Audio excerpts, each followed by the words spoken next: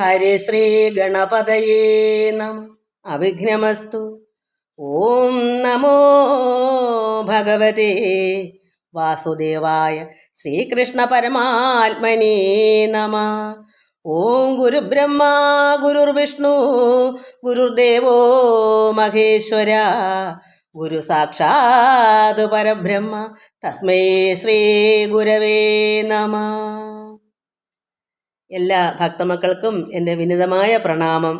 എല്ലാവർക്കും ഭഗവത് കൃപയും ശാന്തിയും സമാധാനവും ഉണ്ടാകണമെന്ന് അസുഖമുള്ളവർക്കൊക്കെ പ്രാർത്ഥിക്കുന്നവർക്ക് വേണ്ടി നന്മയുണ്ടാകണം, ആരോഗ്യവും ആയുസ്സും ഉണ്ടാകണം, രോഗശാന്തി ഉണ്ടാവണം. എല്ലാവർക്കും നമസ്കാരം മക്കളെ. എല്ലാവരെയും ഭഗവാനിൽ അർപ്പിക്കുന്നു. നമുക്ക് നാരായണ ജയ ഒരു വരി ചൊല്ലാം. നാരായണ ജയ നാരായണ ജയ നാരായണ ജയ വരദ ഹരേ കൃഷ്ണ നാരായണ തവ പാദസരോജം അഗമേ വിലസുക നാരായണ ജയ നാരായണ ജയ നാരായണ ജയ നാരായണ ജയ വരദ ഹരേ കൃഷ്ണ നാരായണ തവ പാദസരോജം അഗമേ വിലസുക നാരായണ ജയ. നമുക്ക് ഭഗവത്ഗീതയാണെന്ന് വായിക്കുന്നത്. എപ്പോഴും ഭഗവാനെ ഒന്ന് സ്തുതിച്ചിട്ട് ചൊല്ലുന്നത് നല്ലതാണ്. കാരണം കലികാലമല്ലേ. ഞാൻ എപ്പോഴും ഇവിടെ ചെല്ലുന്നുണ്ടാകാത്തത്. പക്ഷെ ഞാൻ ചൊല്ലാമെങ്കിൽ മക്കളും ഇത് വായിക്കുന്ന മക്കളും അത്രയെങ്കിലും ചൊല്ലുമല്ലോ. അതുകൊണ്ടാണ് ഞാനിതിപ്പോൾ ആദ്യം അങ്ങനെയൊക്കെ ചെല്ലുന്നത്. കാരണം ഞാൻ എപ്പോഴും അങ്ങനെ ചെയ്യുന്നത് കൊണ്ട് ഇത് ഇടുമ്പോൾ അങ്ങനെ പ്രത്യേകിച്ച് ചൊല്ലാറില്ല. പക്ഷെ ഞാനിപ്പോൾ ചിന്തിക്കുന്നു, ഒരു വരിയെങ്കിലും ഞാൻ അത്രയും ചൊല്ലുമ്പോൾ അത് മക്കളും കേൾക്കുമല്ലോ, അതിൻ്റെ കൂടെ ഒന്ന് ചൊല്ലുമല്ലോ. അതുകൊണ്ട് ചെല്ലുന്ന ഒരു അമ്മ എങ്ങനെയാണ് മക്കളെ കൊണ്ട് ചൊല്ലിക്കുന്നത്, അത് എന്നെയൊന്ന് കണ്ടുകൊണ്ടാൽ മതി. അങ്ങനെയെങ്കിലും മക്കൾ ഒരു വരി ചൊല്ലട്ടെ എന്ന് വിചാരിച്ചിട്ടാണ്. നമുക്ക് ഭഗവത്ഗീത കഴിഞ്ഞ പ്രാവശ്യം വായിച്ചതിൻ്റെ ബാക്കി എനിക്ക് അങ്ങനെ അങ്ങ് പറഞ്ഞുതരാനൊന്നും അറിഞ്ഞുകൂടാ. ഇതൊന്നും പഠിച്ചിട്ടില്ലാത്തതുകൊണ്ട് എൻ്റെ അറിവിനനുസരിച്ച് ഞാൻ പറയാം. അത് പതുക്കെ ആലോചിച്ച് പറയാം. നമ്മൾ കഴിഞ്ഞ പ്രാവശ്യം വായിച്ചത് 2-ാം അധ്യായം സാഖ്യയോഗത്തിൻ്റെ 41-ാമത്തെ ശ്ലോകം വരെയാണ് വായിച്ചത്. അതിൽ അല്ലയോ കുരുവംശജ, അതായത് പാർത്ഥനെ വിളിക്കുക ഭഗവാൻ, ഈശ്വര ആരാധനാ ലക്ഷണമായിരിക്കുന്ന ഈ കർമ്മയോഗത്തിൽ, കാരണം ഭഗവാൻ പറഞ്ഞ എന്താ കർമ്മയോഗം, നീ നിൻ്റെ കർമ്മം ചെയ്യൂ, അത് ദ്വന്ദ്വം പാടില്ല, നീ ശീതത്തിലും ഉഷ്ണത്തിലും ദുഃഖത്തിലും സുഖത്തിലെല്ലാം നീ സമഭാവന ചെയ്യണം. അപ്പോൾ അങ്ങനെ കർമ്മം ചെയ്യുക, ഫലം ആഗ്രഹിക്കാതെ. അപ്പോൾ കർമ്മയോഗം ഒരു ഭക്തിയോഗം പോലെ ഒരു യോഗമാണ്. അങ്ങനെ ചെയ്യാമെങ്കിൽ ഫലം ആഗ്രഹിക്കുക. നമ്മൾ സാധാരണക്കാർ നമ്മൾ എങ്ങനെ എന്തെങ്കിലും ചെയ്താൽ അതിനൊരു കൂലി മനസ്സോട് ചിന്തിച്ചാണ് നമ്മൾ എന്തും ചെയ്യുന്നത്. നമ്മുടെ വീട്ടിലെ ജോലിയായാലും ഒരു വാഴ നട്ടാലും ആഗ്രഹമുണ്ട്, എന്താ അത് കൊലയ്ക്കണം, അത് എന്ന് വെച്ചാൽ അതിൻ്റെ കായ എടുക്കണം, അത് പഴുക്കണം, ഇതൊക്കെ ഫലം ആഗ്രഹിക്കല്ലേ. അതുപോലല്ല വേണ്ടുന്നത്, അതാ ഇവിടെ പറയാം. അപ്പോൾ അത് ഒരു ഈശ്വരൻ്റെ ആരാധന പോലെയാണ്, ഭക്തിയോഗം പോലെ തന്നെയാണ് ഒരു കർമ്മയോഗം. അത് ഭഗവാന് ചെയ്യുന്ന അർച്ചന പോലെ തന്നെ നമ്മൾ ഫലം ആഗ്രഹിക്കാൻ ചെയ്യുന്ന എല്ലാ കർമ്മവും ഭഗവാന്റെ പൂജകളാണ്. അതുകൊണ്ടാണ് കർമ്മയോഗം എല്ലാം നല്ലതാണെന്ന് പറഞ്ഞത്. പക്ഷേ ഇങ്ങനെ ചെയ്യാവൂ, അതാണ് ഇവിടെ പറഞ്ഞു കൊടുക്കുന്നത്. അപ്പോൾ ഈശ്വര ആരാധന ലക്ഷണമായിരിക്കുന്ന, അപ്പോൾ ഒരു ഭക്തൻ പരമാത്മാവിൽ എപ്പോഴും ആരാധനാ ലക്ഷണമായിരിക്കണം. അങ്ങനെയുള്ള കർമ്മയോഗത്തിൽ നിശ്ചല സ്വരൂപമായ ബുദ്ധി ഒന്ന് മാത്രമേ ഉള്ളൂ. കാരണം എന്താ, നമ്മളതിൽ ഉറച്ച ബുദ്ധിയാണ്. ആഗ്രഹം എന്നും പാടില്ലാതെ ചെയ്യുന്ന കർമ്മത്തിൽ ശ്രദ്ധാലുവായി അത് ഭഗവാൻ തന്നെ അർപ്പിച്ചും ഫലം ആഗ്രഹിക്കാതെ അത് ഒരേ ഒരു ബുദ്ധി, അത് ഉറച്ച ഒരു ഭക്തൻ അങ്ങനെയാണ്.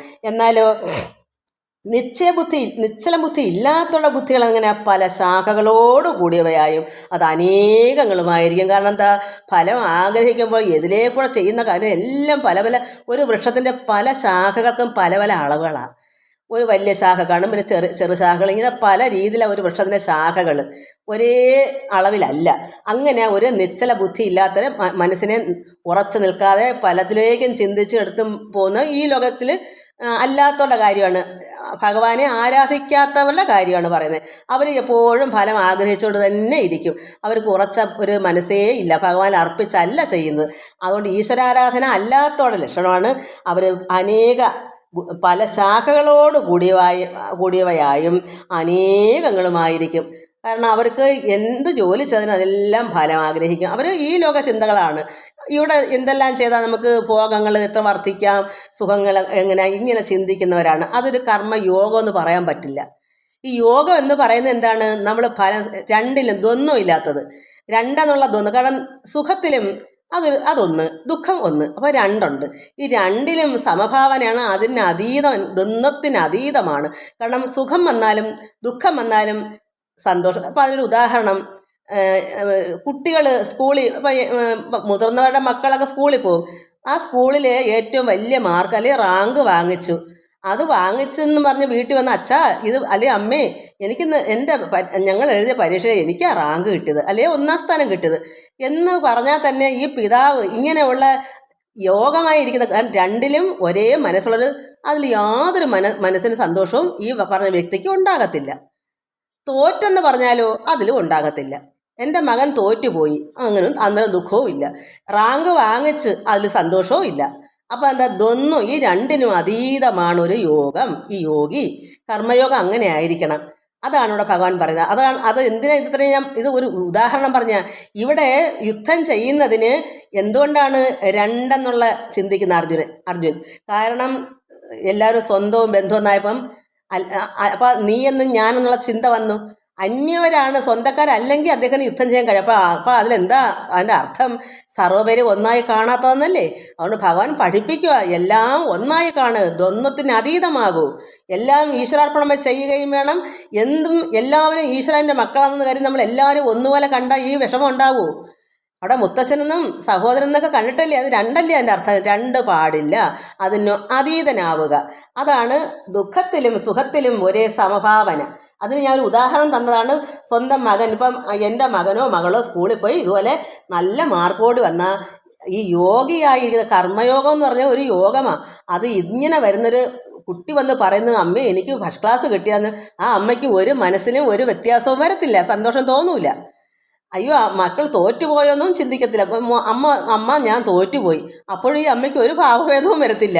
കാരണം രണ്ടിലും അവർക്ക് ഒരവസ്ഥ തന്നെയാണ്, മനസ്സ് ഒരേ അവസ്ഥയിലാണ്. അതിനാണ് യോഗം എന്ന് പറയുന്നത്. അപ്പോൾ നമുക്ക് സുഖത്തിലും ദുഃഖത്തിലും ഒരേ ഭാവനയാണ്, ഒരേ മനസ്സാണ്. അതാണ് നമ്മൾ കഴിഞ്ഞ പ്രാവശ്യം. അപ്പോൾ എന്താ, അങ്ങനെ അല്ലാത്തവർക്കാണ് പല ശാഖകളോട് കൂടിയവയായി അനേകങ്ങളുമായിരിക്കും. അവരിങ്ങനെ ദിവസം എല്ലാത്തിനും തകിടം മറിച്ചുള്ള മനസ്സാണ് അവർക്ക്. നമുക്ക് 42ാമത്തെ ശ്ലോകം വായിക്കാം. താമിമാം പുഷ്പിതാം വാചം പ്രവദന്തി വിപക്ഷിത വേദവാദരതാ പാർത്ഥ നാന്യതസ്തീതി വാദിന കാമാത്മന സ്വർഗപര ജന്മകർമ്മഫലപ്രദാം ക്രിയാവിശേഷ ബഹുലാം ഭോഗൈശ്വര്യഗതിം പ്രതി ഭോഗൈശ്വര്യ പ്രസക്താനാം തയാ അപഹൃത ചേതസാം വ്യവസായാത്മിക ബുദ്ധി സമാധൗ ന വിധീയതേ. അതിൻ്റെ സാരം, വേദത്തിലുള്ള അർത്ഥവാദത്തിൽ തൽപരന്മാരും എന്ന് പറയുന്നത് ഇപ്പം ഭഗവത്ഗീത ആയാലും രാമായണവും ഭാഗവതവും എന്തെല്ലാം ശാസ്ത്രങ്ങളുണ്ടോ, ഇതൊക്കെ വേദങ്ങളൊക്കെ ഉണ്ടോ, അതൊക്കെ പഠിച്ചതങ്ങ് പണ്ഡിതനായിട്ടിരിക്കും. അത് തൽപരന്മാരായിരിക്കും. വേദവാദത്തിലാണ്, ഇതിനെ വാദിക്കാനാണ്. അപ്പോൾ വേദവാദത്തിലുള്ള അർത്ഥവാദത്തിൽ തൽപരന്മാർ, കാരണം അവർ നന്നായി ഇതൊക്കെ പഠിച്ച് അർത്ഥങ്ങളൊക്കെ പഠിച്ച് ഇങ്ങനെ ഇരിക്കുകയാണ്, നല്ല പണ്ഡിതന്മാരാണ്. എന്നിട്ട് സ്വർഗത്തെക്കാൾ വേറെ വിശേഷ ഫലം ഇല്ലെന്ന് പറയുകയും ചെയ്യും. ഈ പാണ്ഡിത്യം മൊത്തം പഠിച്ച് ഭഗവത്ഗീതയൊക്കെ അങ്ങ് കാണാപ്പാടോ, ഭഗവാൻ കൃഷ്ണനേക്കാളും അറിവും നേടിയെന്ന അവരുടെയൊക്കെ ഭാവം. അവരെ കഴിഞ്ഞ് വേറെ ആരും ഇല്ല, ഭഗവാന് പോലും പറ്റില്ല. അതാണ് അവരുടെ വാദം. അവരത്രത്തോളം പഠിച്ച് പണ്ഡിതന്മാരാണ്. എന്നിട്ട് പറയും സ്വർഗത്തെക്കാൾ വേറെ വിശേഷ ഫലം ഇല്ലെന്നും പറയും. സ്വർഗം എന്താണെന്ന് പോലും അവർക്ക് അറിയാം. ചക്കയാണോ മാങ്ങയാണെന്ന് ചോദിച്ചാൽ അത് രണ്ടിലും ഏതാണെന്ന് ചോദിച്ചാൽ അത് രണ്ടും കൂടെ ആണെന്ന് പറയാൻ വേണ്ടി വന്നത്. കാരണം അവർക്ക് അനുഭവമില്ല, സ്വർഗം ഒന്ന് പറയാനേ അറിയാം. കാരണം ഇത് മൊത്തം സ്വർഗത്തെപ്പറ്റി പറയുന്നുണ്ട് ഈ വേദപുരാണങ്ങളിലെല്ലാം. അത് വെച്ച് അവരങ്ങ് കാച്ചി പറയും, സ്വർഗത്തെ കഴിഞ്ഞ് വേറൊന്നുമില്ല, അത് നല്ല സുഖഭോഗങ്ങളാണ് എന്നും പറയും. അപ്പം സ്വർഗത്തെക്കാൾ വേറെ വിശേഷ ഫലം ഇല്ലെന്ന് പറയുകയും ചെയ്യും. കാമ ആകുലത ചിത്തന്മാരുമാണ്. സ്വർഗം തന്നെയാണ് പരമപുരുഷാർത്ഥമെന്ന് വിചാരിക്കുന്നവരുമായ, അവൻ വിചാരമേ ഉള്ളു, പ്രവൃത്തിയിലില്ല. അവർ മനസ്സുകൊണ്ട് വിചാരിക്കുക. ഈ പണ്ഡിതനായിട്ട് ഇതെല്ലാം പഠിച്ച് അർത്ഥങ്ങളെല്ലാം മനസ്സിലാക്കി എല്ലാം നന്നായി തട്ടിവിടും. എവിടെ ആരോട് വേണമെങ്കിലും വാദിക്കും. അർത്ഥമൊക്കെ അങ്ങ് നിസ്സാരമായി പറഞ്ഞ് തള്ളി നല്ല തള്ളോടുകൂടി തന്നെ പറഞ്ഞ് ഫലിപ്പിച്ചു വയ്ക്കും.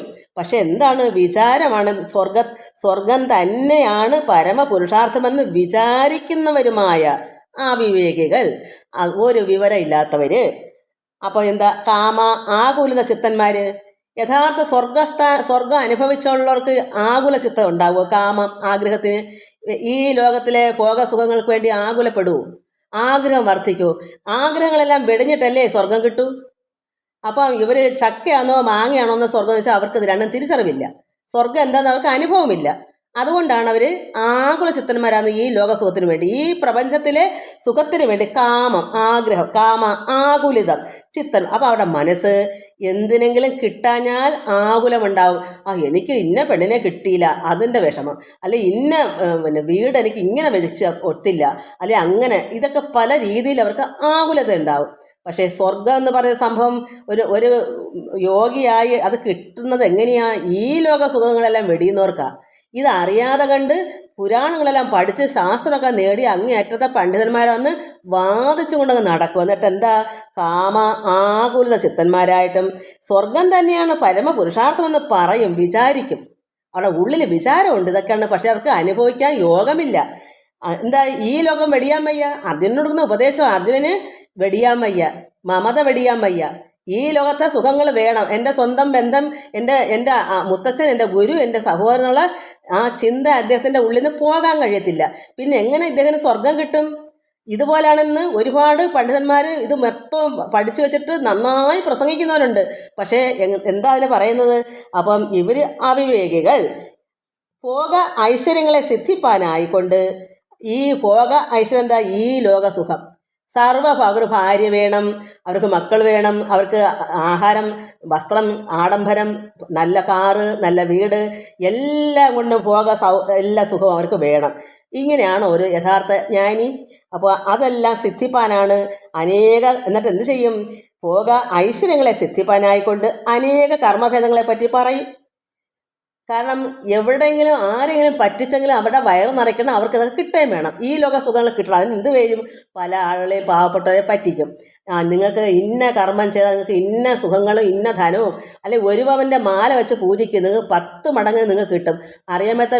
അറിയില്ലാത്ത പെണ്ണുങ്ങൾ എന്ത് ചെയ്യും? അതൊരു പൂജയാണെന്നും പറഞ്ഞാൽ അവിടെ ആരുടെയെങ്കിലും സ്വർണ്ണമെങ്കിലും പെണ്ണതോടെ പൂജാരിയെ കൊടുക്കും.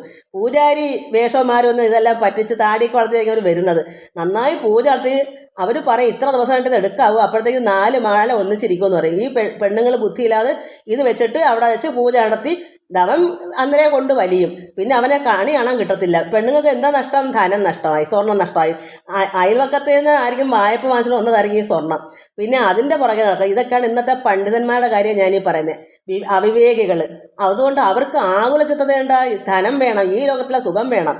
അതിനുവേണ്ടി എന്ത് കോപ്രായങ്ങളും കാണിച്ചിട്ട് എന്നിട്ട് പറയും നിങ്ങൾക്ക് ഭോഗാഴ്ചകളെ സിദ്ധിക്കുന്നതിന് നിങ്ങൾ കർമ്മങ്ങൾ, എന്നിട്ട് നല്ല നല്ല കർമ്മങ്ങൾ, ഇന്ന കർമ്മം ചെയ്യുക, കർമ്മഭേദങ്ങളെ പറ്റിയൊക്കെ അങ്ങ് പറയും, വാതോരാതെ സംസാരിക്കും. എന്നിട്ടോ ജന്മത്തെയും കർമ്മത്തെയും കർമ്മഫലത്തെയും കൊടുക്കും എന്നൊക്കെ പറയും. നിങ്ങൾ ഇന്ന കർമ്മം ചെയ്യാൻ ഇന്ന ഫലം നിങ്ങൾക്ക് കിട്ടും എന്നും പറയണം. ഇവരെ പറ്റിച്ചിട്ട് നരബലിയും മറ്റേ ബലിയൊക്കെ നടത്തി പറ്റിക്കുന്നത്. എന്നിട്ട് എന്താ ഒടുക്കം കിട്ടുന്നത്? എന്ത് ഫലമാണ് കിട്ടുന്നത്? പോലീസ് സ്റ്റേഷനിലാണ് പിന്നെ കിട്ടുന്ന ഫലം.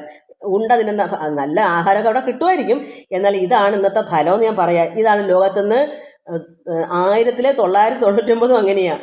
പിന്നെ ഒന്നോ അല്ലെങ്കിൽ ഒരു 900 പേരും, 900 അല്ല, ഒരു 2-3 പേര് വെച്ച് ബാക്കി 997 പേരും അങ്ങനെ തന്നെയാണ്. ഈ ലോകം മൊത്തം അങ്ങനെ പറ്റിപ്പാണ്.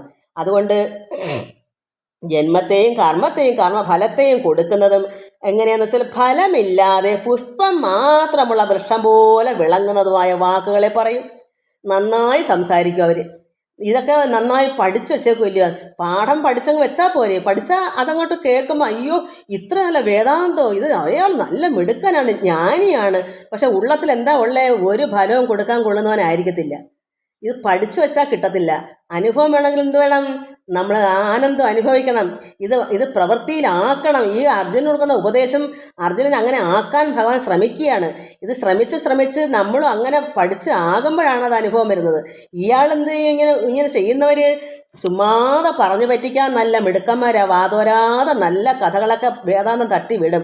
കേൾക്കുന്നവർ വിചാരിക്കും ഇതിപ്പോ ഇയാൾ ദൈവം തന്നെയാണ്, അയാളെ കൂടെ കൂടിയാൽ നശിച്ചോത്തില്ലയോ. ചിലപ്പം പെണ്ണുങ്ങളെയും കൊണ്ട് തട്ടിക്കൊണ്ട് പോകും. ചിലപ്പോൾ അവരെ നരബലി മാംസകഷങ്ങളെ കണ്ടിച്ച് കൂട്ടാൻ വെച്ച് തിന്നുകയും ചെയ്യും.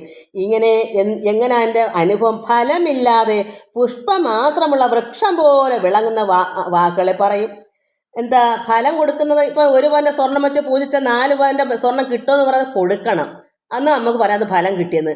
ഇത് ഫലം കിട്ടുന്ന പോയിട്ട് അവർ പോലീസ് സ്റ്റേഷനിൽ പോകും. ചിലപ്പോൾ ശരീരവും വെന്ത് വല്ല കറിയിലങ്ങനെ ആവും, മുള്ളും അസ്ഥിയൊക്കെ വേറെ എവിടെയും കുഴിച്ചിടും, ഇതിൽ തോണ്ടിയെടുക്കേണ്ടി വരും. അപ്പോൾ അവിടെ ഫലം കൊടുക്കുന്നു. അതെങ്ങനെയാണെന്ന് വെച്ചാൽ ഫലമില്ലാത്ത വൃക്ഷം വെച്ചാൽ ഇപ്പം നമുക്ക് ഇവിടെ പുഷ്പം മാത്രമുള്ളൊരു വൃക്ഷത്തിനെ പറയാൻ എനിക്ക് അറിയില്ല. നമുക്ക് തെങ്ങിനെ തന്നെ ഉദാഹരണം എടുക്കാം. ഒരു തെങ്ങിനെ നമ്മൾ നട്ട് അത് നന്നായി ഓല വിരിഞ്ഞ് നന്നായി നല്ലതുപോലെ വളർന്ന് വന്നു. പക്ഷേ അതിനകത്ത് ഇങ്ങനെ കൂമ്പ് വന്ന് അത് കുറച്ച് ദിവസം അത് വിരിഞ്ഞ് പൂക്കുല വന്ന് അങ്ങനെ പല പൂക്കുലകളും വരും. പക്ഷേ അതിൽ വെള്ളയ്ക്കൊന്നും പിടിക്കത്തില്ല. ഒരു കായും നമുക്ക് ഒരു വൃക്ഷം നട്ടാൽ നമുക്ക് എന്തിനു വേണ്ടി നമ്മൾ നടന്ന ഒരു കരിക്കടത്തി കുടിക്കാനോ ഒരു തേങ്ങ അടത്താനോ അതിനൊക്കെയാണല്ലോ നമ്മൾ വൃക്ഷം നടന്നത്. അതിൽ പൂക്കുല മാത്രം വരും, പക്ഷെ ഒരു കായും കിട്ടത്തില്ല. പിന്നെ ആ തെങ്ങുകൊണ്ട് എന്താ ഫലം? അതുപോലെയാണ് ഈ പറഞ്ഞ ഈ ആകുലചിത്തന്മാരെ ഭോഗ ഐശ്വര്യങ്ങൾക്ക് വേണ്ടി ഈ ലോക സുഖത്തിന് വേണ്ടി നടക്കുന്ന ഈ പണ്ഡിതന്മാരെന്ന് അഭിനയിക്കുന്നവർക്ക് ഫലമില്ലാത്ത അതായത് പുഷ്പം മാത്രം പൂക്കുലയുണ്ട്, പക്ഷെ അതിന് കൊടുക്കാൻ പറ്റും. ഫലം കൊടുക്കാൻ ഇല്ലാത്തവരാണ് ഈ പറയുന്നവർ. അതുകൊണ്ടാണ് അവരുടെ ഫലത്തിന് വേണ്ടിയാണ് നടക്കുന്നത്, പറ്റിച്ചുകൊണ്ട് പോകാൻ. മറ്റുള്ളവരുടെ ഫലം അവർ വാങ്ങിച്ചുകൊണ്ട് പോകാനുള്ള പറ്റിപ്പാണിത്. അത് നമ്മൾ മനസ്സിലാക്കണം. അതുകൊണ്ട് ഒരു വൃക്ഷത്തിനകത്ത് പൂക്കളുണ്ട്, പക്ഷേ അതിനകത്ത് തേങ്ങയോ അല്ലെങ്കിൽ ഒരു മാവിൽ പൂ പിടിക്കും, ഒരു മാങ്ങ ഉണ്ടാവില്ല. അപ്പോൾ ആ വൃക്ഷത്തിന് എന്തെങ്കിലും ഫലമുണ്ടോ? ഇന്നത്തെ പണ്ഡിതന്മാരുടെ അനുഭവം അങ്ങനെ പറഞ്ഞ് നന്നായി പ്രതിഫലിപ്പിക്കും. പക്ഷേ അവർ അനുഭവസ്ഥരല്ല. അവർക്ക് എന്താ ഇതിൻ്റെ ഫലം എന്നവർക്ക് അറിയത്തില്ല.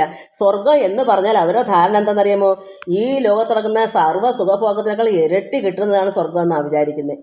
അതുകൊണ്ട് അവർക്ക് അതിൻ്റെ രുചി അറിയാത്തത് കൊണ്ടാണ് അവർ ഇങ്ങനെ പറഞ്ഞ് പറ്റിക്കുന്നത്. അത് അങ്ങനെ ആകുന്നവരാണെങ്കിലോ പറ്റിപ്പിന് പോകത്തില്ലല്ലോ. അതൊരു ജ്ഞാനിയല്ലേ. അത് സ്വർഗത്തെപ്പറ്റി അറിയുന്ന യഥാർത്ഥം എന്തെന്ന് ആ ഫലം അറിയിച്ചിട്ടുള്ളവർ പറ്റിപ്പിന് പോകത്തില്ല. പറ്റിപ്പിന് പോകുന്നവർക്ക് ഇത് കിട്ടത്തുമില്ല. അത് കിട്ടുന്നവർ ഈ പറ്റിപ്പിന് പോകത്തുമില്ല. അവർ യഥാർത്ഥ ജ്ഞാനികളാണ്. ഇവിടെ എന്താ അവിവേകികളുടെ കാര്യമാണ് ഈ പറയുന്നത്. അതുകൊണ്ട് പരമപുരുഷാർത്ഥമെന്ന് സ്വർഗം തന്നെയാണ് പരമപുരുഷാർത്ഥമെന്ന് ഇതിലെല്ലാം ഈ വേദാന്തം മൊത്തം അങ്ങനെ വിളിച്ച് പറയുന്നത്. അത് കേട്ട് അവരും പഠിച്ചു വച്ചിട്ടുണ്ട്. എന്നിട്ട് അങ്ങനെ വിചാരിക്കുന്നതേ ഉള്ളൂ, അവർ അനുഭവത്തിലാകുന്നില്ല. അവർ യഥാർത്ഥ പുരുഷനായില്ല. അവൻ ഈ പറയുന്ന പണ്ഡിതൻ യഥാർത്ഥ ഒരു പുരുഷനാണെങ്കിൽ ഇത് പറഞ്ഞാൽ ശരിയാ. അപ്പോൾ ഇങ്ങനെ പറയത്തില്ലല്ലോ. അതുകൊണ്ട് അവരുടെ വിചാരമാണ് ഇങ്ങനെ പരമപുരുഷാർത്ഥം സ്വർഗം തന്നെയാണ്. അവിവേകികളാണ് അവർ. അത് ഭോഗ ഐശ്വര്യങ്ങളെ സിദ്ധിപ്പാനായിക്കൊണ്ട് അനേക കർമ്മങ്ങളെ പറ്റി പറയും. ജന്മത്തെയും കർമ്മത്തെയും അതിൻ്റെ കർമ്മഫലത്തെയും. അപ്പോൾ ഇന്ന കർമ്മം ചെയ്യുമ്പോൾ ഇന്ന ഫലം കിട്ടും എന്ന് പറഞ്ഞ് അത് ഞങ്ങൾ അത് സാധിച്ച് തരാം, കൊടുക്കാം, നിങ്ങൾക്ക് കിട്ടും എന്നെല്ലാം അങ്ങനെ കൊടുക്കുന്നതും ഫലമില്ലാതെ പുഷ്പം മാത്രമുള്ള വൃക്ഷം പോലെ വിളങ്ങുന്നതുമായ വാക്കുകളെ പറയുന്നു. അപ്പോൾ ഒരിക്കലും ഇങ്ങനെയുള്ള പണ്ഡിതന്മാരിൽ നിന്ന് ഒരു ഫലവും പ്രതീക്ഷിക്കേണ്ട. പൂജ നടത്തും, നമ്മളെ കൊണ്ട് പറ്റിച്ച് വേണ്ടുന്നതെല്ലാം വാങ്ങിച്ച് കടമെല്ലാം വാങ്ങിച്ച് സ്വർണ്ണമോ പണമോ ഒക്കെ വാങ്ങിച്ച് കൂന കൂട്ടി വെച്ചിട്ട് കർമ്മം ചെയ്യാനിരിക്കും. ഈ പറഞ്ഞ സിദ്ധനാണെന്ന് പറഞ്ഞിരിക്കുന്നവൻ അവൻ ഇതെല്ലാം പറ്റിച്ചുകൊണ്ട് പോയിട്ട് ഈ വേണമെങ്കിൽ ഇവരുടെ ജീവനും കൂടെ വേണമെങ്കിൽ അവരുടെ വൃക്കയോ എന്തെങ്കിലുമൊക്കെ വേണമെങ്കിലും അവയെ എടുക്കും. ഇങ്ങനെ കൊണ്ടുപോകും. അതാണ് അതെന്താ ഫലമില്ലാത്ത പുഷ്പം മാത്രമുള്ള വൃക്ഷം പോലെ. അതാണ് ഇങ്ങനെയുള്ളവർ. ഫലം കൊടുക്കണമെങ്കിൽ ഒരു സൽക്കർമ്മം ചെയ്താൽ ഫലം കിട്ടണമെങ്കിൽ അത് കിട്ടുന്നെങ്കിൽ ശരിയാ. അതൊന്നും ഇങ്ങനെയുള്ള കർമ്മത്തിലൊന്നും അല്ല കിട്ടുന്നത്. ഇങ്ങനെയുള്ള അവിവേകൾ കാണിക്കുന്നതിലൊന്നും കിട്ടുക നശിച്ചു പോകത്തേ ഉള്ളൂ. അതുകൊണ്ട് പുഷ്പം മാത്രമുള്ള വൃക്ഷം പോലെ വിളങ്ങുന്നതുമായ വാക്കുകളെ കൊണ്ട് ഈ സാധുക്കളെ പറ്റിക്കും. അപ്രകാരമുള്ള വാക്കുകളാൽ അപഹൃത ചേതസ്സുകളായും ഭോഗ ഐശ്വര്യങ്ങളിൽ ആസക്തിയുള്ളവരായും. അപ്പോൾ അവർ നല്ലവരാണോ? അവർക്ക് ആസക്തിയാണ്. എന്തിനാ? ഭോഗസുഖങ്ങൾക്ക് വേണ്ടി. അത് ഭോഗം എന്തോ പല രീതിയിലുണ്ട്. വയറിന് ഭോഗം വേണം, അല്ലാത്ത സുഖങ്ങളുണ്ട്. ഈ ലൗകികമായ ഒരു ശരീരത്തിന് വേണ്ടുന്ന എല്ലാ സുഖ സൗകര്യങ്ങളും അവർക്ക് വേണം. അപ്പോൾ അതെങ്ങനെ ഒരു ജ്ഞാനിയാകുന്ന ഒരു ഭക്തനാകുന്നത് എങ്ങനെയാണ്? എന്നുവെച്ചാൽ ഐശ്വര്യങ്ങളിൽ ആസക്തി അത്രമാത്രം കാമാസക്തി ഉള്ളവരാണ്. അങ്ങനെ ഇരിക്കുന്ന അവർക്ക് പരമേശ്വര ധ്യാന വിഷയത്തിൽ നിശ്ചല സ്വരൂപമായ ബുദ്ധി ഉണ്ടാകുന്നില്ല. ഇങ്ങനെ ലോക സുഖങ്ങൾക്ക് വേണ്ടി നടക്കുന്ന ഒരു വ്യക്തിക്ക് പരമേശ്വരനിൽ ധ്യാന വിഷയത്തിൽ, ഭഗവാനെ ധ്യാനിക്കുന്ന വിഷയത്തിൽ നിശ്ചല സ്വരൂപമായ ബുദ്ധി ഉണ്ടാകുന്നില്ല. കാരണം ഈശ്വരനെ ധ്യാനിക്കുക, ഉറച്ച മനസ്സോടുകൂടി, ഇളകാത്ത മനസ്സോടുകൂടി ധ്യാനിക്കാതിരിക്കാൻ അവർക്ക് പറ്റൂ. അവർക്ക് 5 മിനിറ്റ് ഇരിക്കുമ്പോൾ തോന്നും വീട്ടിൽ പോയി ഭാര്യയെ കണ്ടാൽ കൊള്ളാമെന്ന്. ഇങ്ങനെ ഓരോ അല്ലെങ്കിൽ മദ്യം കുടിച്ച് അല്ലെങ്കിൽ മയക്കുമരുന്ന് ഇതിനൊക്കെ അടിമപ്പെട്ട് നടക്കുന്ന കുറേ വ്യക്തികളാണ് ഇങ്ങനെ നടക്കുന്നവരെല്ലാം. ഉദരം നിറയ്ക്കാൻ വേണ്ടി ഇങ്ങനെ എല്ലാ ശരീരത്തിന് വേണ്ടുന്ന ഈ ലോക ചിന്തകളെല്ലാം അവരിന്ന് ഒഴിഞ്ഞു പോയിട്ടില്ല. അവർ പണത്തിന് വേണ്ടി നടക്കുന്നതാണ് അവിവേകികൾ. ഇത് ഭഗവാൻ ഇത് തരുന്ന നമുക്ക് പഠിക്കാനാ. ഇത് അർജുനൻ കൊടുക്കുന്ന ഉപദേശം നമ്മൾക്ക് പഠിക്കാനാ. ഈ ലോകം നന്നാവട്ടെ നോർത്ത് ഇന്ന് ഇതെല്ലാം അല്ലേ ഇന്ന് നടക്കുന്നത്. എത്രയോ വർഷങ്ങൾക്ക് മുമ്പ് ഭഗവത്ഗീത എഴുതിയതാണ്. ഇത് ഭഗവാന്റെ ഗീതയാണ്. ഇത് ആരെങ്കിലും അറിയുന്നുണ്ടോ? ഇത് വായിച്ച് മനസ്സിലാക്കുന്നുണ്ടോ? എല്ലാവരും പറയും ഭഗവത്ഗീത പഠിച്ചു, വായിച്ചു. ഞാനും പഠിച്ചിട്ടില്ല. ഇതിപ്പം വായിച്ച് ഇപ്പോഴാണ് മനസ്സിലാക്കാൻ ശ്രമിച്ചത്. ഇതൊക്കെയാണ് ശരിയെന്ന് എനിക്ക് തോന്നുന്നത്. കാരണം അവിവേകികളും ഫലം കൊടുക്കാത്തവരെന്ന് പറയുമ്പോൾ നമുക്ക് മനസ്സിലാവുമല്ലേ യഥാർത്ഥ ജ്ഞാനിയല്ലെന്ന്. യഥാർത്ഥ ജ്ഞാനികൾക്കല്ലേ ഫലം കൊടുക്കാൻ പറ്റൂ. അവിടെ ഇതുമല്ല നരബലിയൊന്നും ഈശ്വരാരാധനയും ഭഗവാനിൽ ഉറച്ച മനസ്സോടെ ഭക്തി, ധ്യാനം ഇതൊക്കെയാണ്.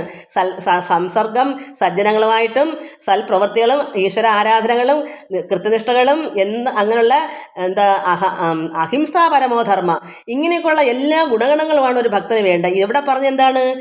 ഈ ലോക കാമ ആകുലത, പിന്നെയോ ഭോഗ ഐശ്വര്യങ്ങളൊക്കെ, ഈ ലോക ചിന്തയിൽ ഐശ്വര്യങ്ങൾ വേണം, സുഖങ്ങൾ വേണം. ഇതൊക്കെയാണോ യഥാർത്ഥജ്ഞാനി? ഇത് അത്രത്തോളം അവിവേകിയും ദുഷ്ടനുമല്ലേ ഈ പറഞ്ഞതെല്ലാം? അങ്ങനെ ഉള്ളവരെ പറ്റിക്കാൻ വേണ്ടി നടക്കും, ജനങ്ങളെ പറ്റിക്കാൻ. ജനങ്ങൾ വല്ലതും അറിയുന്നോ? പാവം മനുഷ്യർ തോനെ കിട്ടുമെന്ന് പറഞ്ഞുകൊണ്ട് പണം അടവയ്ക്കുക, ഇങ്ങനെ പല പല ദോഷങ്ങൾ ചെയ്യുന്ന കുറേ എണ്ണം ഉണ്ട്. ഇത് നമ്മൾ പഠിക്കണം, ഇത് വായിച്ച് പഠിക്കണം. ഇത് കിടക്കുന്ന അർത്ഥം ഇതൊക്കെ തന്നെയാണെന്നാണ് എൻ്റെ വിചാരം. തെറ്റുണ്ടെങ്കിൽ മക്കൾ കമൻസ് ചെയ്യൂ, എനിക്കതേ പറയാനുള്ളൂ. ഇത്രയെല്ലാം കാര്യം കിടക്കുമ്പോൾ തന്നെ നമുക്ക് ചിന്തിക്കാമല്ലോ. യഥാർത്ഥ ജ്ഞാനി അല്ല. കാരണം പുഷ്പം മാത്രമുള്ള വൃക്ഷം എന്ന് പറഞ്ഞാൽ അതിൻ്റെ അർത്ഥം എന്താ? അവന് ഫലമില്ലാത്തവനാ. ഫലം കൊടുക്കാൻ അവന് കഴിയത്തില്ല. അവന് കഴിയാൻ അവൻ ഭക്തനല്ല, വിവേകമല്ലാത്തവനാ. അതുകൊണ്ട് പരമേശ്വര ധ്യാന വിഷയത്തിൽ നിശ്ചല സ്വരൂപമായ ബുദ്ധി ഉണ്ടാകുന്നില്ല. അങ്ങനെ ബുദ്ധി ഉണ്ടെങ്കിൽ ഇങ്ങനെ കളിപ്പിക്കാൻ നടക്കൂലല്ലോ. ഒരു യഥാർത്ഥ ഭക്തൻ ആരെയും പറ്റിക്കൂ? മനസാ വാച കർമ്മ ആർക്കും ദോഷം ചെയ്യുമോ? ആർക്കും ഒരു ഇറമിനെ പോലും ദ്രോഹിക്കുമോ? ആരുടെയും മുതൽ പിടിച്ചു പറിക്കുമോ? അപ്പം നമ്മൾ ചിന്തിക്കണം. കള്ളനെ കാണുമ്പോൾ മനസ്സിലാക്കണം കള്ള സന്യാസിയാണ്. ഇവൻ ആദ്യം കുറേ അങ്ങ് വീമ്പിളക്കും. എന്താ?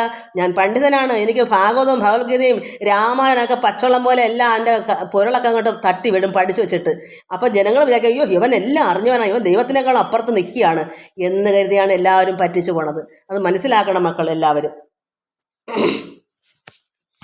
നമുക്ക് 42, 43, 47 ശ്ലോകങ്ങളാണ് ചൊല്ലുക. അതിൻ്റെ എല്ലാം കൂടെ ഇത്രയും പറഞ്ഞു. ഇനി നമുക്ക് 45-ാമത്തെ എന്താണെന്ന് നോക്കട്ടെ. ത്രൈഗുണ്യ വിഷയാവേദ നിസ്ത്രൈഗുണ്യോ ഭവാർജുന നിർദ്വന്ദ്വോ നിത്യസത്വസ്ഥോ നിര്യോഗക്ഷേമ ആത്മവാൻ. ഭഗവാൻ പറയുന്നു, അല്ലയോ അർജുന, കർമ്മകാണ്ഡങ്ങളെല്ലാം ത്രിഗുണാത്മകമായ സംസാരം മാത്രം വിഷയമായിട്ടുള്ളവയാണ്. ഈ കർമ്മകാണ്ഡങ്ങളെല്ലാം. കാരണം എന്താ? കർമ്മകാണ്ഡം പ്രപഞ്ചം, ഈ ലോകം മൊത്തവും കർമ്മകാണ്ഡമാണ്. നമ്മളെല്ലാം കർമ്മങ്ങൾ ചെയ്യുന്നവരാണ്. അപ്പം ഇവിടെ ത്രിഗുണാത്മകം 3 ഗുണങ്ങളോടുകൂടിയ സംസാരമാണ് ഈ ലോകം. സംസാരം വെച്ചാൽ നമ്മളെ ഈ പ്രപഞ്ചം, ഈ ലോകം സംസാരം എന്നാണ് അത് പറയുന്നത്. അല്ല, നമ്മൾ സംസാരിക്കുന്ന നാക്കൊണ്ട് സംസാരിക്കുന്നതല്ല. ഈ ലോകം, ഈ പ്രപഞ്ചം സംസാരമാണ്. എന്നുവെച്ചാൽ ദുരിതപ്പെട്ട എല്ലാം കൊണ്ടും കുന്നും കുഴിയും പോലെ എല്ലാം ഉള്ള ഒരു ഇതാണ്. അത് അത്ര ഗുണം സാത്വിക രാജസ താമസ ഗുണങ്ങളോടുകൂടിയ സംസാരം മാത്രം വിഷയമായിട്ടുള്ളവയാണ് നമ്മുടെ ഈ ലോകം. അതിനാൽ നീ നിഷ്കാമനായും സുഖ ദുഃഖ ശീത ഉഷ്ണാദി ദ്വന്ദ്വങ്ങളില്ലാത്തവനായും സൽഗുണത്തിൽ ഉറച്ചവനായും യോഗക്ഷേമങ്ങളിൽ താല്പര്യം ഇല്ലാത്തവനായും അപ്രമത്തനായും ഭവിക്കുക. ഇത്രയും കാര്യങ്ങൾ നേരത്തെ നമ്മൾ പറഞ്ഞ് അവിവേകികളുടെ കാര്യങ്ങൾ പറഞ്ഞു. പറ്റിച്ചു നടക്കുന്നവന്മാരാണ്, ദുഷ്ടന്മാരായ കുറേ പണ്ഡിതന്മാരാണ്. പണ്ഡിതൻ വെച്ചാൽ കുറേ പാണ്ഡിത്യം ഉണ്ട് അവർക്ക്. അപ്പോൾ മനുഷ്യനെ പറ്റിച്ച് നടക്കും. എല്ലാവരെയും പിടിച്ചു പറിക്കുന്നതിന് പകരം പറ്റി പടത്തി. കാരണം പിടിച്ചു പറിച്ചൊന്നും വേണ്ട. എല്ലാവരും തനിയെ അവരുടെ വാക്ക് നല്ല ഗുണഗണങ്ങളായ വാക്കുകളാണ് ഉച്ചരിച്ച് വിടുന്നത്. അത് കേൾക്കുമ്പോൾ എല്ലാം അടിപടലെ പാദത്തിൽ തൊട്ട് എൻ്റെ ഇതൊരു സന്യാസിയാ എന്നും പറയും. എല്ലാ പാവങ്ങളും അവൻ്റെ അടുക്ക ചെന്നിട്ട് എല്ലാവരും സ്വർണവും പണമൊക്കെ കൊണ്ടിട കൂട്ടി വയ്ക്കും. ഇവനൊരു സുപ്രഭാതി ഇവിടെ സ്ഥലം വിടും. വേഷം മാറി താടി വളർത്തേക്കായിരിക്കും വരുന്നത്. ഇവിടുന്ന് ഇറങ്ങി മാറി പോകുമ്പോൾ വേഷം മാറി വേറൊരു രീതിയിലായിരിക്കും പോകുന്നത്. അതുകൊണ്ട് പാവങ്ങൾ പറ്റിക്കരുത്. അതാണ് നമ്മൾ നേരത്തെ വായിച്ചത്. അങ്ങനെ അതുകൊണ്ട് ഭഗവാൻ പറഞ്ഞു, അർജുന, കർമ്മകാണ്ഡങ്ങളെല്ലാം ത്രിഗുണാത്മ മൂന്നവസ്ഥ, മൂന്ന് ഗുണങ്ങളോടുകൂടി അങ്ങനെയുള്ള സംസാരമാണ് ഈ ലോകം, അങ്ങനെയുള്ള വിഷയമാണ്. അതിനാൽ നീ എന്ത് ചെയ്യണം? നീ നിഷ്കാമനായും എന്നുവെച്ചാൽ ആഗ്രഹമില്ലാത്തവനായും. ഇവിടെ ആഗ്രഹമുള്ളവൻ ആരാണ്? ഈ അവിവേകിയായ ദുഷ്ടൻ്റെ കഥ നമ്മൾ വായിച്ചു. അതുകൊണ്ട് നീ അങ്ങനെ ആകാതെ നീ നിഷ്കാമനാവണം, നീ ആഗ്രഹമില്ലാത്തവനാവണം. എന്നിട്ടോ സുഖ ദുഃഖ ശീത ഉഷ്ണാദി ദ്വന്ദ്വങ്ങളില്ലാത്തവനാണ്. ദ്വന്ദ്വം രണ്ട്, സുഖവും ദുഃഖവും ഒന്നും രണ്ടും. അപ്പോൾ ഒന്നും രണ്ട്, സുഖം ഒന്ന് ദുഃഖം ഒന്ന്, അപ്പോൾ രണ്ടായി. അല്ലെങ്കിൽ ശീതം ഉഷ്ണം അതും രണ്ടാണ്. അപ്പോൾ ഇത് രണ്ടിനും, ശീതത്തിനും അത് തണുപ്പിനും ഉഷ്ണത്തിനും ഇത് രണ്ടിനും, അല്ലെങ്കിൽ സുഖത്തിനും ദുഃഖത്തിനും ഇത് രണ്ടിനും എന്ത് വേണം? ദ്വന്ദ്വങ്ങളില്ലാത്തവനാവണം. രണ്ടെന്നുള്ള നിനക്ക് സുഖമാണ്, എനിക്ക് ദുഃഖമാണ് എന്നുള്ള ചിന്ത നിനക്ക് വേണ്ട. നീ സുഖം ആയാലും, ഞാൻ നേരത്തെ ഒന്ന് പറഞ്ഞില്ലയോ, ഒരു മകൻ 10ാം ക്ലാസ് റാങ്കോടി പാസ്സായിട്ട് വന്നിട്ടും അച്ഛൻ്റെ മനസ്സിലോ അമ്മയുടെ മനസ്സിലോ യാതൊരു പ്രത്യേകതയും മനസ്സിലില്ല. തോറ്റെന്ന് പറഞ്ഞാലും ആ അമ്മയ്ക്കോ അച്ഛനോ ഒരു പ്രത്യേകതയില്ല. അതാണ് യഥാർത്ഥം. രണ്ടിനും ഒരേ ഭാവം. ജയിച്ചെന്നും പറഞ്ഞുകൊണ്ട് അത് റാങ്ക് കിട്ടുമ്പോൾ അവിടെ സന്തോഷിക്കുന്നുമില്ല, തോറ്റെന്നും പറഞ്ഞുകൊണ്ട് ദുഃഖിക്കുന്നതുമില്ല. അതാണ് ഇതിനൊരു ഉദാഹരണം തന്നേക്കുന്നത്. ഞാൻ പറഞ്ഞു തന്ന അത് ഉദാഹരണം. ഇവിടെ ഭഗവാൻ പറയുന്നു, നീ സുഖ ദുഃഖ ശീതോ ഉഷ്ണാദി ദ്വന്ദ്വങ്ങളില്ലാത്തവനായും രണ്ടെന്നുള്ളത് നിനക്ക് വേണ്ട. സൽഗുണത്തിൽ ഉറച്ചവനായും, നല്ല ഗുണത്തിൽ, സൽഗുണത്തിൽ നമ്മൾ എല്ലാ സൽക്കർമ്മങ്ങളിൽ തന്നെ നമ്മൾ ഉറയ്ക്കണം. ഒരു ദുഷ്കർമ്മം ചെയ്യാതിരിക്കുക. എന്തും നോക്കുമ്പോൾ, ഭഗവാൻ നോക്കുമ്പോൾ സർവ്വതും ശരിയായിരിക്കണം. അതാണ് സൽഗുണം. സൽഗുണത്തെ സാത്വിക ഗുണം. സൽഗുണത്തിൽ നീ ഉറച്ചവനായും. ഇവിടെ ത്രിഗുണാത്മകമാണ് ഈ പ്രപഞ്ചം. സാത്വികവും രാജസവും താമസവും ഉണ്ട്.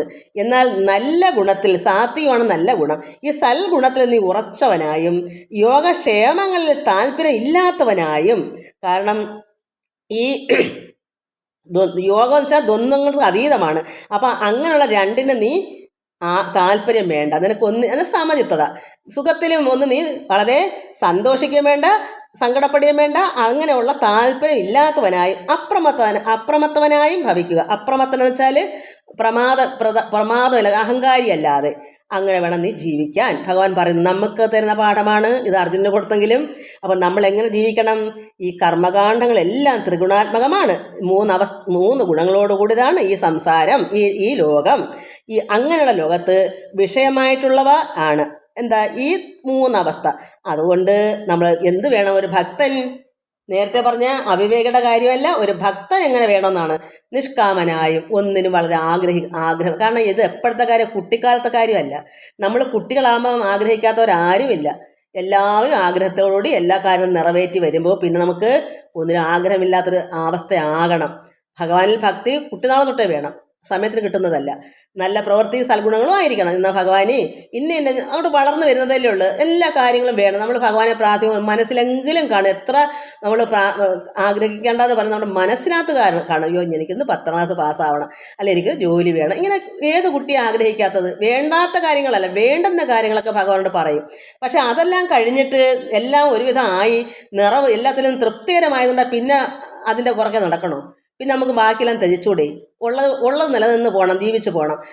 അത്യാഗ്രഹം പാടില്ല. അതുകൊണ്ട് ഭഗവാൻ പറയുന്നത്, നീ നിഷ്കാമനായും ഒന്നിലും ആഗ്രഹമില്ലാത്തവനായും. പിന്നെയോ സുഖദുഃഖ ശീത ഉഷ്ണാദി. അപ്പോൾ സുഖദുഃഖത്തിലും പിന്നെ ചൂടിലും തണുപ്പിലും, അതാണ് ശീതവും ഉഷ്ണവും. ശീതോ ഉഷ്ണം, ചൂടും തണുപ്പിലും ദ്വന്ദ്വങ്ങൾ രണ്ടെന്നില്ലാത്തവനായും. അതായത് രണ്ടിലും സമഭാവന. എനിക്കിപ്പോൾ ചൂട് കാരണം വയ്യ, അല്ലെങ്കിൽ തണുപ്പ് കാരണം വയ്യ, ഇത് രണ്ടും വേണ്ട. രണ്ടിലും സന്തോഷം. ദുഃഖത്തിലും സന്തോഷം, സുഖത്തിലും ഒരേ സന്തോഷമല്ല, ഒരേ അവസ്ഥ. സന്തോഷവും സങ്കടവും ഇല്ലാത്ത ഇതിൻ്റെ രണ്ടിനും ഇടയ്ക്കുള്ളൊരവസ്ഥ. ഉഷ്ണം വന്നാലും തണുപ്പ് വന്നാലും രണ്ടിൻ്റെയും ഇടയ്ക്കുള്ളൊരവസ്ഥ.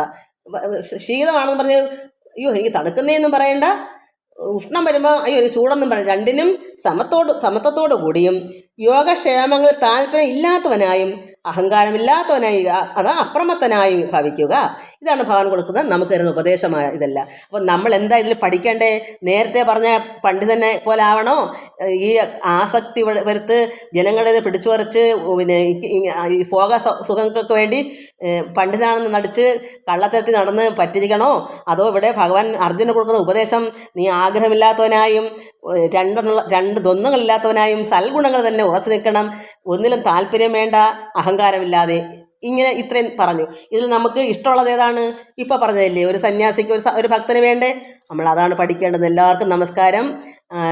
ഇനി നമുക്ക് അടുത്ത 46ാമത് ശ്ലോകം അടുത്ത പ്രാവശ്യമാക്കി അങ്ങനെ ഓരോന്നോരോന്ന് ഇതെല്ലാം ഓരോ പ്രാവശ്യങ്ങളായി നമുക്ക് പഠിക്കാം.